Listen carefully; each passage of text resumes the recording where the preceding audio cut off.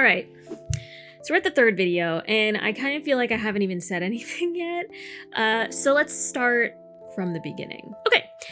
As a kid, I was always super creative. Oh my God, this chair is super squeaky. As a kid, I was always super creative, but also very vocal and goofy and a bit weird.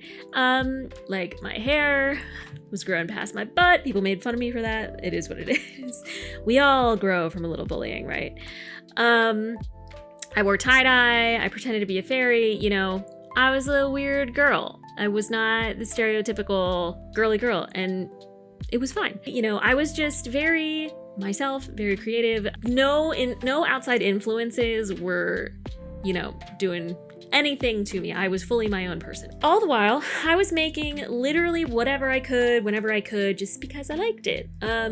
From fine arts and crafts to comedy skits to baking, like I was truly constantly creating. Fast forward to middle school, I remember I think I had my first real anxiety-induced meltdown at home from a school project, and it was for art class.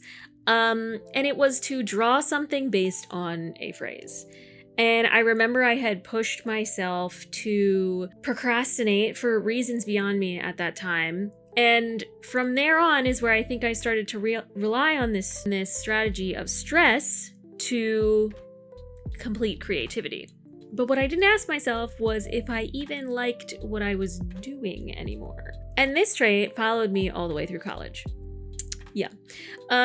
I started to figure it out a little bit halfway through college, but I stuck with it because, you know, being an artist, being a creative person was my identity. It was what I had chosen, what I had been identified by, what other people had told me, and I felt like I had picked it and I had to follow through with it, because I also didn't know what else I would do.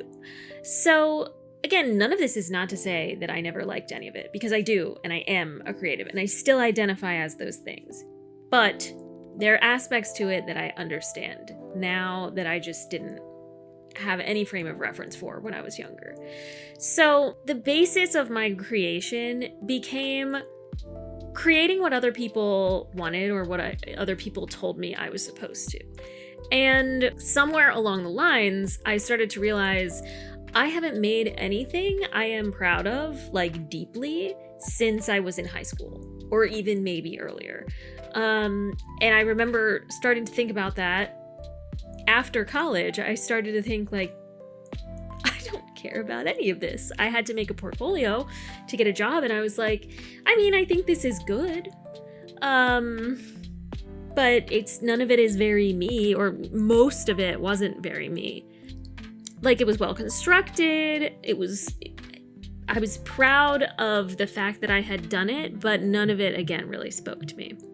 So college is a whole nother traumatic, chaotic, also fun story in itself, of overcommitting and general insanity that, you know, we won't get into at this point in this series, but it is relevant to say that after all of that, I decided to do what very few in my major were doing, and that was going the fuck home.